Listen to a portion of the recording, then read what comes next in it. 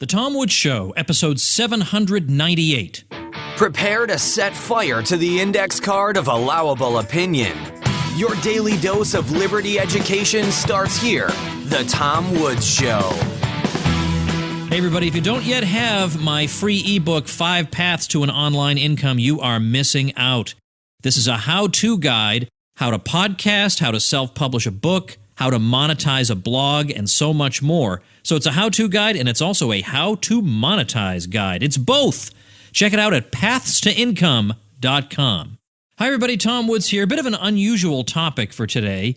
It's a topic that I learned about by reading an article by our guest, and that is how the situation in Venezuela, which is not an enviable situation for the poor people who suffer there, but has opened doors unexpectedly for Bitcoin, the cryptocurrency and payment system that a lot of libertarians have been interested in. And it's not only or even primarily libertarians who are showing interest in it in Venezuela. It's solving a lot of problems that you can't get solved otherwise in Venezuela under the current system. And moreover, so-called Bitcoin mining is turning out to be quite rather a profitable venture under the unusual and unique circumstances in Venezuela. So it's an interesting story, and joining us to talk about it is the author of a recent article on this very subject, and that's Jim Epstein, who's been a writer and producer at Reason Magazine since 2010. And I will say, even though, of course, he is his own person and is a great writer in his own right, simply because his father, Gene Epstein, of Barron's, has been such a favorite guest on the show, I thought I would point out they are indeed father and son. So before you write to me to ask if there's any relation, I'm coming right out and telling you that there indeed is. Jim, welcome to the show. Thank you so much for having me on. What an interesting and unique article you had on Venezuela. I've just told people I'm going to link to it on the show notes page. I mean, I think a lot of listeners know what Bitcoin is, although we are going to have to review that. But to see how it's being used in this particular situation and the interesting wrinkle of the price controls on electricity and how that factors into the profitability of Bitcoin mining. Wow. I mean, a lot of times I read articles online. I feel like, yeah, I read this one a million times. You know, I know free trade is beneficial, you know, over and over and over. But this was something new. I really learned something in your piece. So I guess we do have to start with some overview of Bitcoin. I've done a number of episodes on Bitcoin, and I feel like I'd sort of explain it as long as people have absolutely no follow-up questions. So can you try and handle it and then try to explain what Bitcoin mining is? I'll do my best. It gets complicated fast, but I think the best sort of way to think about Bitcoin is that it's a currency system that runs on the internet.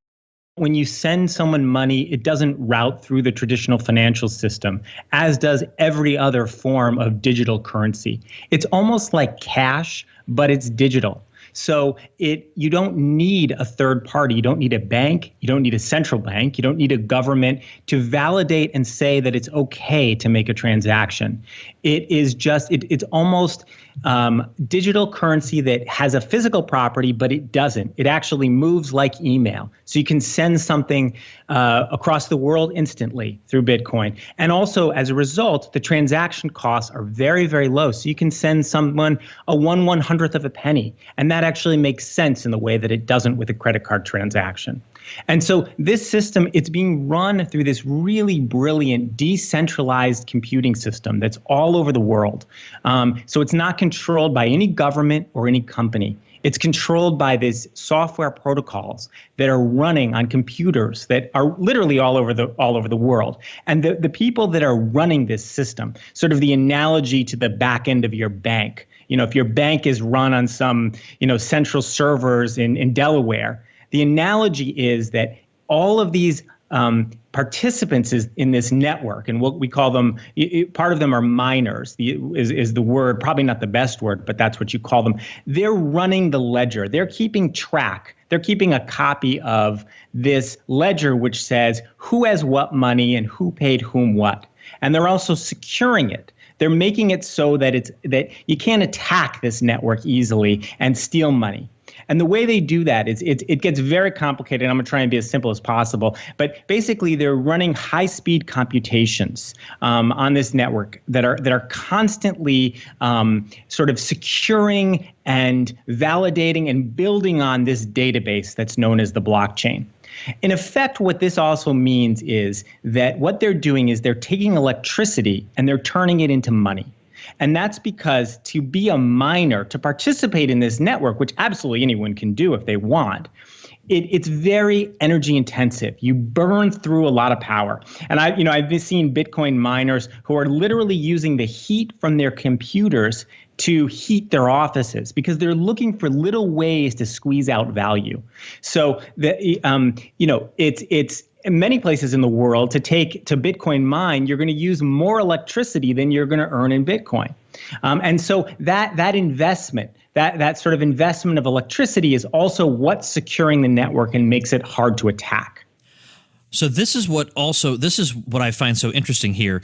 When you say that the Bitcoin users are turning socialism against itself, that is to say they're exploiting this socialist style price control on electricity to make profitable what might not otherwise be profitable, namely Bitcoin mining. And in so doing, they are also facilitating, and presumably people are getting to know a little bit better, the whole system of Bitcoin, which in one way or another does, I think, help to undermine the state. So, all right, so I see how the electricity thing plays into this. But how many average people in Venezuela even now know about Bitcoin? Is it a significant story? Well, it's middle class people mostly. It's people you need a little bit of computer savvy. But what's exciting is that it's growing. It's growing really fast, and it gives us a picture. In the United States, Bitcoin is the industry's growing. Banks are getting very interested in using this underlying technology to transfer money from one bank to another in a more efficient way. It's sort of been corporatized. It's been taken over by the traditional financial system. So that's not so exciting. What is exciting in Venezuela, and this is also happening to some degree in Argentina and in Brazil, these countries where inflation is an enormous problem. I mean, the Venezuelan bolivar is now worth about 1 bolivar is about 1/140th of a penny, on the real free market. So the government has completely wrecked the currency there. So we're seeing Bitcoin has an enormous potential to really give people an alternative to the government-run financial system and the hyperinflation environment. So that's what we're seeing. So the mining story, because the government effectively isn't charging for electricity, what I write in my piece is a Bitcoin miner, if you can get one of these machines set up, and it's a little dangerous, and we can get into that if you want. You got to watch out for the secret police. A lot of people are hiding them in soundproof rooms in their bedrooms. I spoke to people who are putting them in industrial zones where people won't notice, or in poor areas of Caracas where the police won't come looking. So if you can do this, and if you take this risk to get these Bitcoiners miners set up, you effectively have like the closest thing to a printing press that's not run by a government. You're accumulating Bitcoins, because what I didn't talk about with mining, so you're awarded in new coins. So the more of these machines you can set up, the more currency you have. And then once this is in the hands, this is creating liquidity for Bitcoin in Venezuela. And quickly, Venezuelans who aren't necessarily libertarians are realizing, wow, I can do things with this money that I couldn't otherwise do, that I can't do with my bolivars. For example, I can spend it and order food from Amazon.com or Walmart. And this is happening. I spoke to a guy who runs a computer repair store, and he can't get the supplies he needs anymore into the country to repair computers. And that's because of these government currency controls. Effectively, in 2003, Hugo Chavez set a fixed exchange rate between the bolivar and the dollar. And it's now about 660 bolivars for $1, while the free market rate is over 4,000. So as a result, any economist will understand that means that nobody will buy bolivars through this system. So Bitcoin becomes a way of routing around the government. And if you look at the volume on the big Bitcoin exchange in Venezuela and then another site called Local Bitcoins, it's small, but it's growing really fast. And to me, it's just a great libertarian story of people routing around government using this incredible technology that there's ultimately practically nothing that the government in Venezuela can do to stop.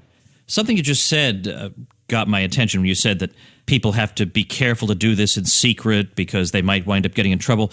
Do you mean to say that Bitcoin is already enough of a problem for the Venezuelan government that it's on their radar? Well, in my piece, I detail there have been a few examples. There have been many more examples, but the ones that have been high, there have been a few high-profile examples of people who have been arrested. I profile a guy named Joel Padron, who was a Bitcoin miner in Venezuela. He actually ran a courier service that was really struggling, and he realized that if he used his office that was in an industrial zone and bought from China a few of these Bitcoin miners and started setting them up, he could start to pay his bills again. So he started doing that. And ultimately, the secret police discovered him, brought him up on charges of electricity theft. Okay. Yeah. So you're, it's sort of textbook socialism. You're giving it away for free, but what are these miners doing? They're arbitraging this free resource and then lining their own pockets. I mean, some of the more entrepreneurial ones are doing it on an enormous scale. So the government says, we're going to set the price of electricity very low, but if you use it for things that we don't like, then we're going to arrest you. But there's more to the story too. Ultimately, and this gets to the fact of how difficult it is for the government to stop this phenomenon.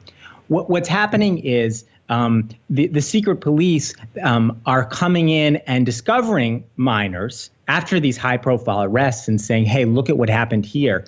Pay us off a little bit every month." So it's extortion. A lot of miners, once discovered, they won't go to jail. What they'll do is they'll just have to pay tribute to the police, who are getting into Bitcoin mining as well. I mean, Joel Padron told me his Bitcoin miners were confiscated by the police. A few months later, he got an email. The software is set up so that once one of these computers goes online, he would get an automatically generated email. He got an email that his miners were back online. So these secret police had taken these miners, confiscated them, and were mining themselves now. So they're living in the same socialist hell that the miners are living in. So that's another reason why it's ultimately very difficult for the government to stop this thing. Let me read just one paragraph from your article as an example of somebody who benefits from Bitcoin in a really important way. You write, Ricardo, a 30-year-old photography teacher, is earning about $500 in monthly revenue with a rack of 5 mining computers hidden in a soundproofed room of his family's 2-story house. His mother has chronic liver disease, and the medication she needs to stay alive is no longer sold in Venezuela. With Bitcoins, he's able to purchase the drug from foreign suppliers.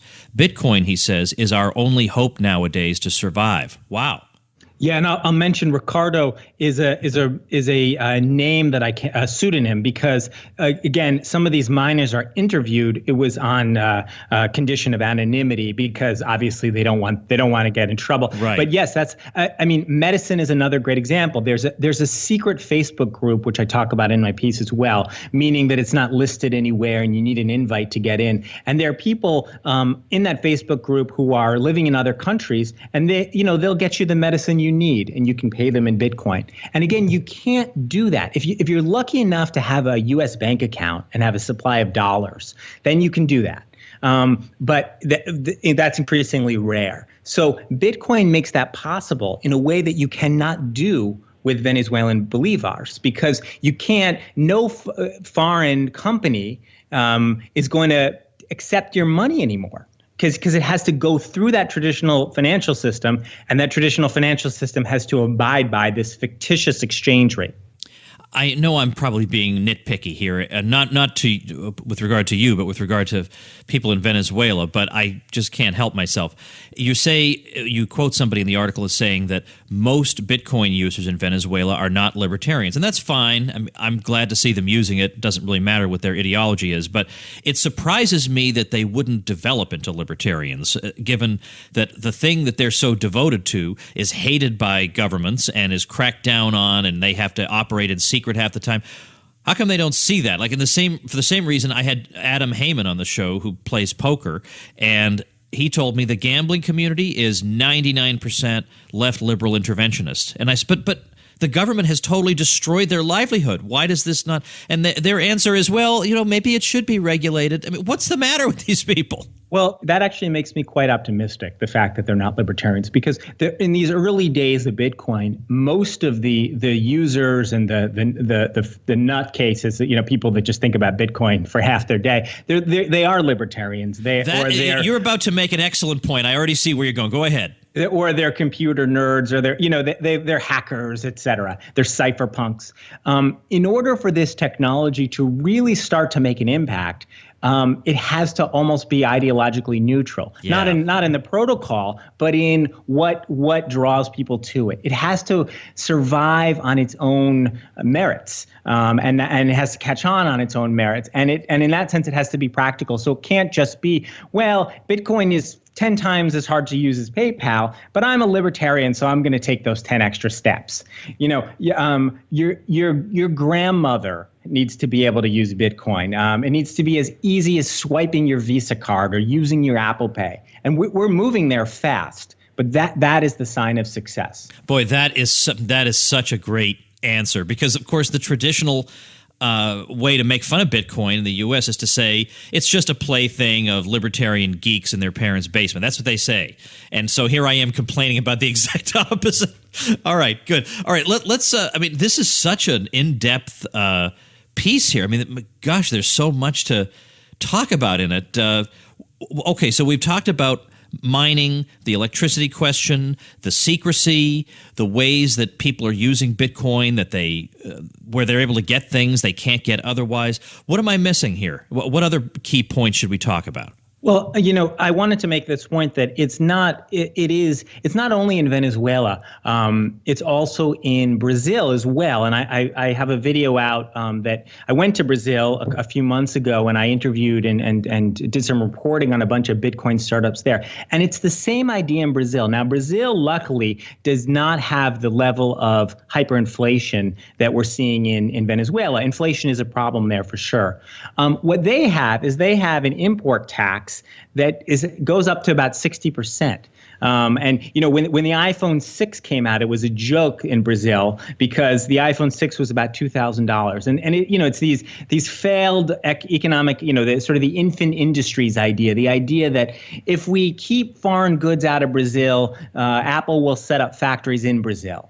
And as a result, that actually doesn't happen. And to buy a car in Brazil is incredibly expensive. So, Brazilian consumers are really suffering because of this. Well, the way that Bitcoin, again, is catching on in Brazil because it's offering a way to route around the traditional financial system. It's sort of the same idea. So in Venezuela, we have currency controls where there's this fixed exchange rate. So no one wants your garbage money. Based on these fixed exchange rates. In Brazil, it's that you want to route around the tariff. So, what you can do, and there are many companies that are now doing this, you come to the United States and you buy, Apple laptops for your company. You pay half through the traditional financial system. You get you wire the money. And then you have something to show at customs. So you pay the 60% tax on that half that you paid. Then you pay the remainder through Foxbit, which is the big Bitcoin exchange. And the government has no idea about it. So you've just cut your tax burden in half. Again, these are not libertarians necessarily who are doing this. They're people that are saving money. So it's just another example of how you can't. It's just Latin America in particular has just struggled to get to cast off these terrible ideas that have caused so much human suffering in the 20th and now 21st century in this region, and Bitcoin shows us a way that technology can just make it happen without having to convince government or voters that this is necessary. Now, that's sort of what I thought about Bitcoin for a while. And then in the U.S., and, I don't expect you to know all the ins and outs of all this stuff. It's hard to follow. But there was some IRS ruling regarding the nature of Bitcoin. And they're suggesting that if you're holding Bitcoin and then you either get rid of it or you get some more, and there's a difference between the value of the Bitcoin when you got it and the value of the Bitcoin when you spent it, then there's some capital gain associated with that you have to keep records on and be taxed on. If that were actually enforced, that would paralyze Bitcoin, wouldn't it? Well, no, it wouldn't.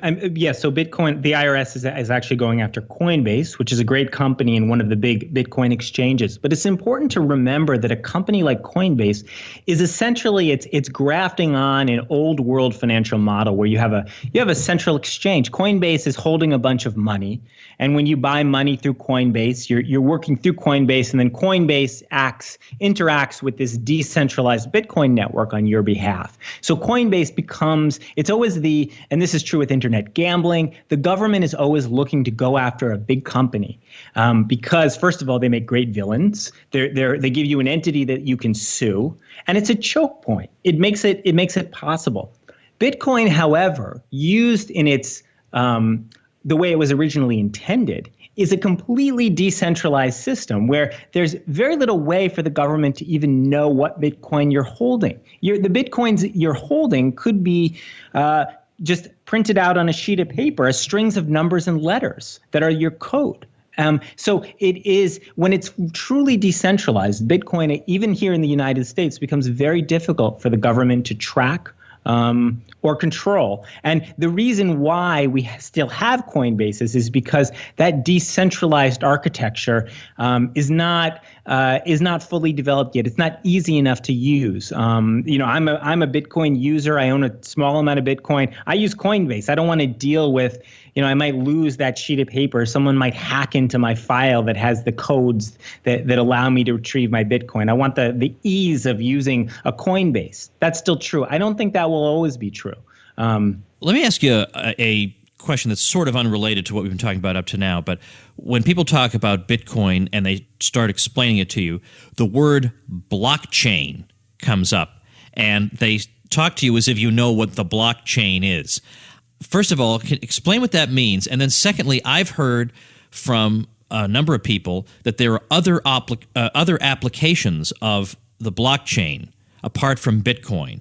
Are you able to go into that? Absolutely. Now, again, to cut back to what we were saying before, for Bitcoin, the sign of Bitcoin's success is you're going to be able to use it without knowing what the word blockchain means, because it gets rather confusing. But in a nutshell, the blockchain simply refers to this database that undergirds the Bitcoin network. So it's a database that it's this brilliant architecture of a database that allows you to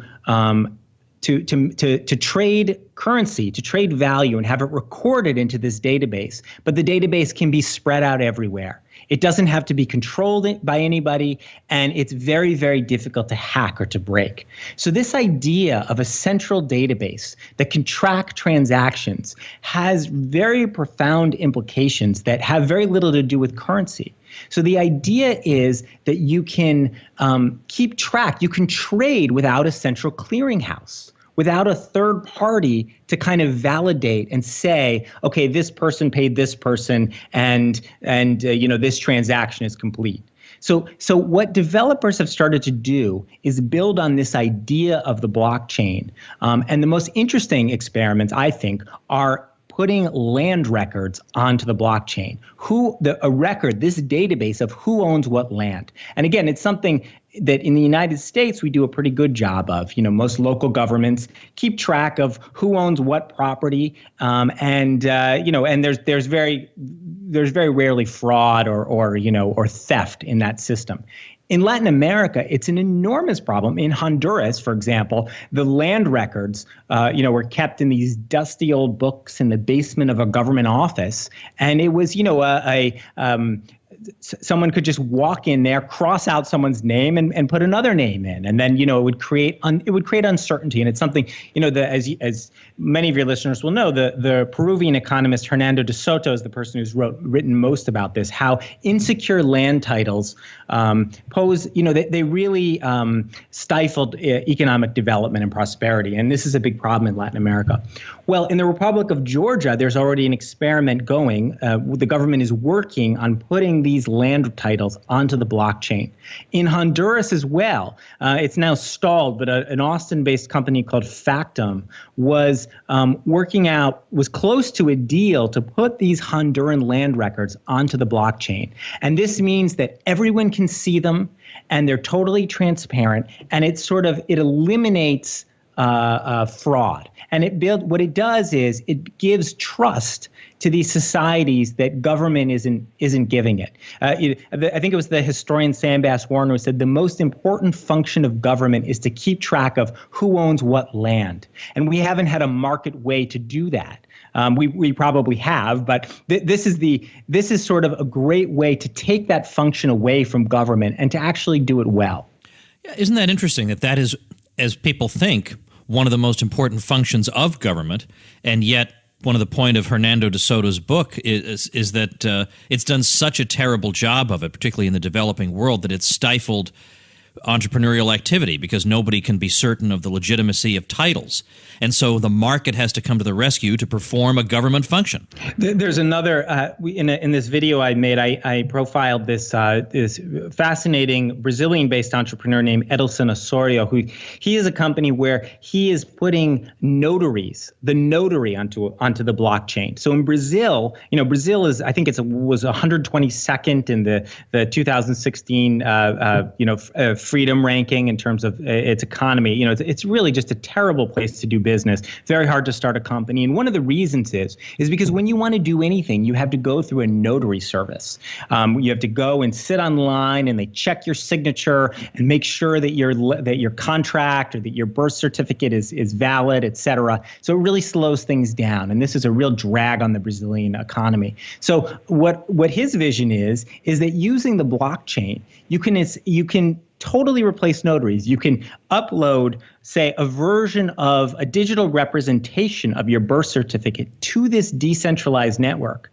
And then it exists there, and it's time-stamped. So it existed at a point in time. You can prove it. And then anytime anyone wants to validate and prove that your birth certificate is real, they can check it against the original record. This public database that nobody can alter. These concepts get kind of confusing and difficult. But again, the basic idea is a database that nobody controls, that can't be altered or falsified in any way, that you can refer to. And that this takes away, this kind of backbone of trust can really replace a lot of the functions that government does so poorly.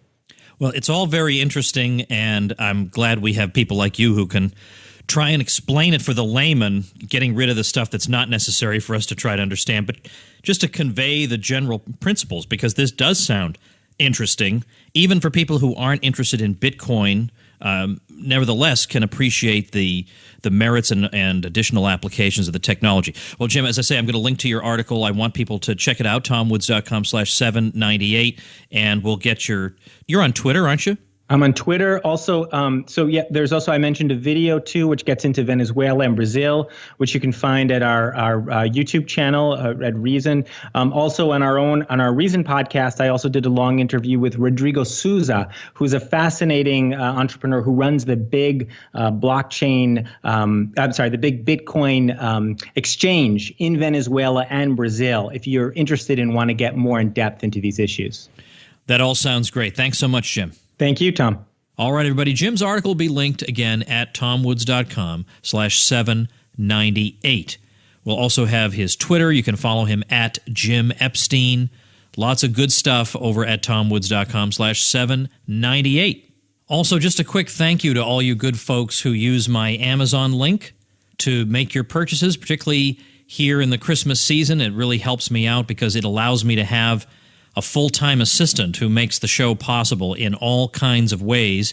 Couldn't do it without that Amazon link. So when you're about to make that Amazon purchase, just type in tomwoods.com/Amazon. It'll take you to Amazon, and at no additional cost to you, you help out the show. Thanks so much. See you tomorrow. Become a smarter libertarian in just 30 minutes a day. Visit tomwoods.com to subscribe to the show for free, and we'll see you next time.